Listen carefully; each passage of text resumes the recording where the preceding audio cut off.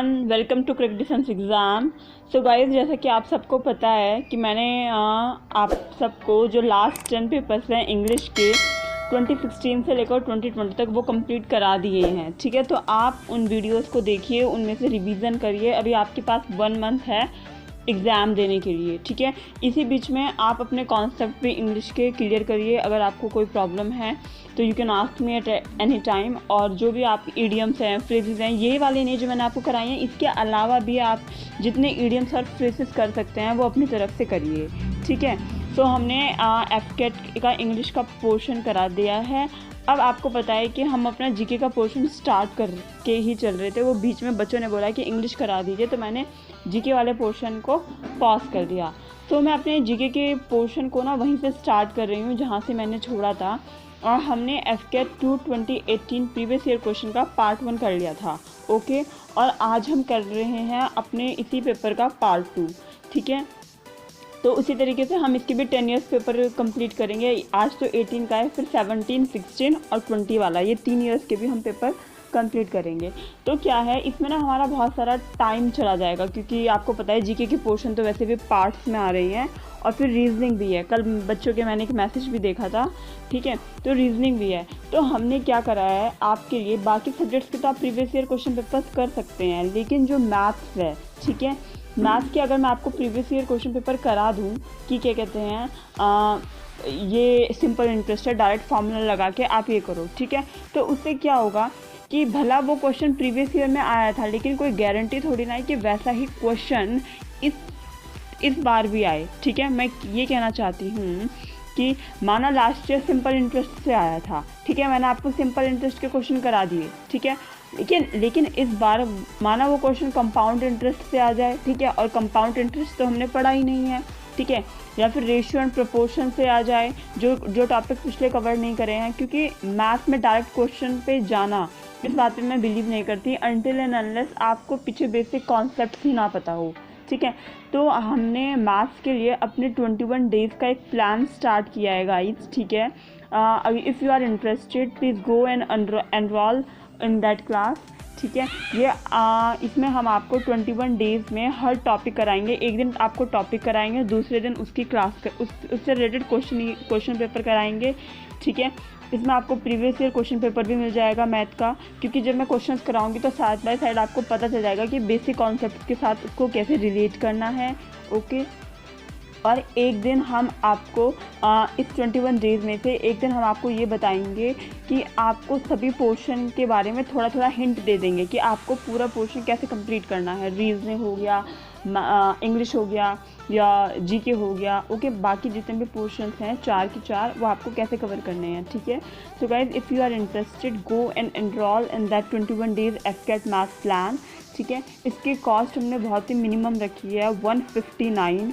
Okay, सो आप 159 rupees में ये ले सकते हैं अगर आप मैथ्स के लिए इंटरेस्टेड हैं और आप इसी साल अपना एफकेट अच्छे से देना चाहते हैं। ठीक है, so without wasting any time, मैं ये इंफॉर्मेशन थी जो मैंने आपको बताना सही समझा। आप टेलीग्राम चैनल पे लिंक है, वहाँ से भी देख सकते हैं। ठीक है, सो ये इंफॉर्मेशन थी जो मैंने आपको बताना सही समझा। अब आप जो भी आपको सही लगे आप देख सकते हैं। ठीक है, तो हम स्टार्ट करते हैं अपना जीके पोर्शन के साथ। ठीक है, so let's start our question answer series. Our first question is, wait. By the way, our first question is Jallianwala Bagh massacre is due to. ठीक है, तो इसका आंसर है Rowlatt Act. Okay, as you know the anarchical and revolutionary crime act of 1919, popularly known as the Rowlatt Act, was a legislative council act passed by the Imperial Legislative Council in Delhi on 18 March 1998. Okay, 1919. ठीक है, for an indefinitely time. इसमें क्या हुआ था कि जो उस time की ब्रिटिश इंडिया की गवर्नमेंट थी ना गाइज, उन्होंने ये पावर ले लिया था, एक ऐसा एक्ट पास किया था जिसमें सारी की सारी पावर गवर्नमेंट के पास थी। ठीक है, और उनको ये एबिलिटी थी कि वो किसी को भी अरेस्ट कर सकें, किसी को भी जेल में डाल सकें बिना किसी ट्रायल के। ठीक है, सो ये था हमारा जलियांवाला बाग का जो मैसेकर हुआ था, वो रॉलेट एक्ट की ही वजह से हुआ था। Here you can see the pic of Jallianwala Bagh massacre जो अभी यहाँ पे इन्होंने बनाया है, ठीक है, जनरल डायर ने कराया था। Guys I think question number first नहीं शो हो रहा है, ठीक, ओके ना, if I am not wrong, question number first नहीं शो हो रहा है, ठीक है।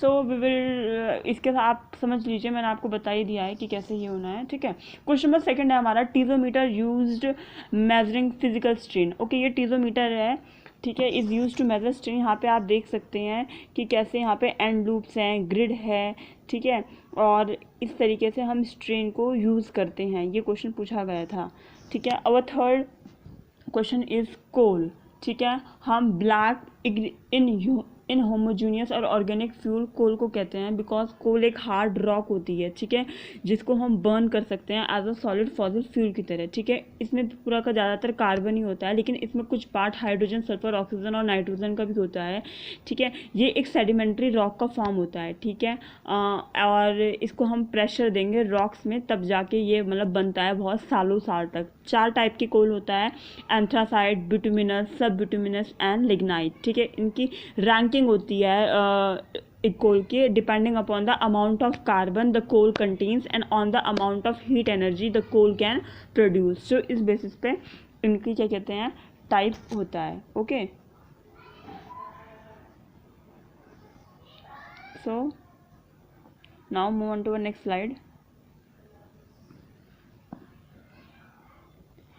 Our fourth question is Mount Blanc, that is the Italian Monte Bianco mountain massif and highest peak in Europe, located in Alps। जैसा आप जानते होंगे कि जो माउंट ब्लैंक है, ठीक है, वो एल्प्स में है और ये मैसिव लाइज है। ये फ्रेंच और इटाली, जो फ्रेंच और इटली का बॉर्डर है ना, उसके बीच में लाई करते हैं और इसका थोड़ा पार्ट क्या कहते हैं, स्विट्ज़रलैंड में भी आता है, ठीक है। इसकी हाईएस्ट पीक है 15,711 फीट के करीब है इसकी हाइट, ठीक है, जिसे हम बोलते हैं 4,807 मीटर्स के करीब आपको इसकी हाइट मिल जाएगी, ओके। तो ये था अपना mount blank, okay. Now our question number 5 is island between Russia and Japan, ठीक है। जो रशिया और जापान के बीच में आइलैंड है उसे हम बोलते हैं कुरील आइलैंड, ओके गाइज। ये कुरील आइलैंड एक डिस्प्यूटेड आइलैंड है रशिया और जापान के बीच में, here you can see the pic, okay. और ये एक वॉल्केनिक आर्किपेलागो है रशिया का, ठीक है। यहाँ पे इसके बीच में कम से कम 56 आइलैंड और हैं, जो छोटे छोटे से दिख रहे हैं ना, ऐसे कम से कम आपको 56 आइलैंड्स और मिल जाएंगे। और ये ऑक्सटॉक जो सी है उसको सेपरेट करता है, separating the sea of Okhotsk from the North Pacific Ocean, okay. So ये है आपका Kuril island, okay. Now come on to our next question, that is the kabaddi, okay. जो पूछा गया, जो लोना टर्म है वो you related to which sports, तो lona term related to kabaddi. Here you can see the mid line, balk line, ठीक है। Man के लिए 10 मीटर होता है, वुमेन के लिए 8 मीटर, और यहाँ पे एंड लाइन, ठीक है, यहाँ पे लॉबी होती है। मैंने आपको हॉकी के जो फील्ड के बारे में अपने प्रीवियस वीडियो में भी बताया है, जिसमें हॉकी के बारे में पूछा गया था, ठीक है। हॉकी के 7 मेंबर खेलते हैं पर साइड, ठीक है, 7 मेंबर खेलते हैं पर साइड, और ये इंडियन सब कॉन्टिनेंट मतलब एशिया, भारतीय महाद्वीपों के देशों में ही खेला जाता है, ठीक है। क्वेश्चन ये पूछा गया है कि लोना टर्म किस उससे एसोसिएटेड है, किस स्पोर्ट से एसोसिएटेड है, तो ये हॉकी से एसोसिएटेड है। और लोना का मतलब होता है अगर कोई टीम स्कोर कर ले बोनस 2 पॉइंट का तो उसे बोलते हैं लोना, ठीक है, दैट इज द बोनस, तो उसे बोलते हैं lona. So I hope guys these are the 6 question which you can understand, okay. This now come on to our next slide. Key to Mediterranean Sea, और यह है Gibraltar. Here you can see this is the strait of Gibraltar. इधर आप जाओगे तो यहाँ पे आपको क्या कहते हैं, मेडिटेरियन सी लगेगा, मेडिटेरियन सी मिलेगा, ठीक है। यहाँ पे यूरोप है और यहाँ पे अफ्रीका है, इन दोनों के बीच में यहाँ पे आपको स्ट्रेट ऑफ जिब्राल्टर मिलेगा, ठीक है, मेडिटेरियन सी में जाने का। जिब्राल्टर क्या था, ये एक ब्रिटिश ओवरसीज टेरिटरी थी, ठीक है, और एक हेडलैंड था स्पेन के साउथ कोस्ट में। आपको पता है यहाँ पे स्पेन है तो स्पेन के साउथ कोस्ट में आपको मिलेगा, ठीक है। ये तो पोर्तुगल हो गया, ओके। और ये डोमिनेटेड करता है रॉक ऑफ जिब्राल्टर, यहाँ पे रॉक मिलेगी आपको बहुत बड़ी चट्टान, 426 हाई लाइमस्टोन ब्रिज है इतनी बड़ी हाइट की, ठीक है। तो ये एक ब्रिटिश ओवरसीज टेरिटरी थी। Now come on to our 8th question, capital of Estonia. ठीक है, एस्टोनिया की कैपिटल है टैलिन। आपको पता है एस्टोनिया एक नॉर्थन यूरोप का कंट्री है, ठीक है, जिसके में आपको पता होगा हम बोलते हैं बाल्कन कंट्रीज, एस्टोनिया, लैटविया और लिथुआनिया, उनमें से एक कंट्रीज़ है। ठीक है, इसकी बॉर्डर्स हैं बाल्टिक सी और गल्फ ऑफ फिनलैंड में, इंक्लूडिंग मोर देन 1500 आइलैंड है, और एक इसमें डाइवर्स टेरेन है, रॉकी भी है, बीच भी आपको मिलेंगे, ठीक है, ग्रोथ फॉरेस्ट भी मिलेगी, रेक भी मिलेगी, तो इससे आप पता चल सकता है कि बहुत एक ज़्यादा एक डाइवर्स टेरेन है। ठीक है, और इसकी जो कैपिटल है वो टैलिन है। इसके प्रेसिडेंट इस वक्त कैरिस्टी कैलिजुलियड है और इनकी करेंसी यूरो होती है। ठीक है, तो this is the more information about the Estonia country. Okay, now our 9th question is war between Sher Shah Suri and Humayun in 1540, that is the battle of Kannauj. 1540 में बैटल ऑफ कन्नौज की लड़ाई लड़ी गई थी शेर शाह सूरी और हुमायूं के बीच में, जिसमें शेर शाह सूरी जीते थे। और इससे पहले बैटल ऑफ चौसा भी लड़ा गया था 1539 में ही, हुमायूं और के शेर शाह सूरी के बीच में। शेर शाह सूरी उसके बाद एक डोमिनेंट रूलर बन गए थे आगरा और दिल्ली में। ठीक है ना, तो जो ये लड़ाई हुई थी ये 17 मई 1540 को उत्तर प्रदेश यूपी में आपको ये फाइट देखने को वहाँ पे हुई थी। ठीक है, so this is the information about battle of Kannauj. और एक क्वेश्चन आता है कि कौन जीता था ये वो, तो शेर शाह सूरी डिफीटेड हुमायूं, शेर शाह सूरी ये युद्ध जीते थे। ओके,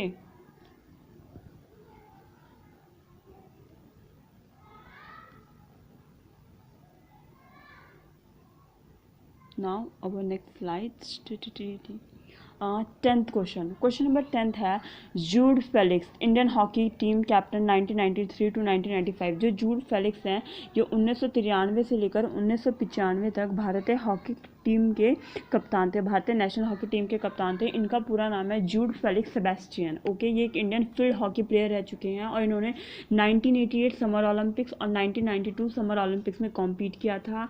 ठीक है, और इन्होंने क्या कहते हैं बहुत सारे 2 वर्ल्ड कप देखे हैं, 2 एशियन गेम देखे हैं और 3 चैंपियंस ट्रॉफी टूर्नामेंट भी देखी है। Okay, so right now his age is 55। Okay, तो make sure to remember his name Jude Felix Sebastian.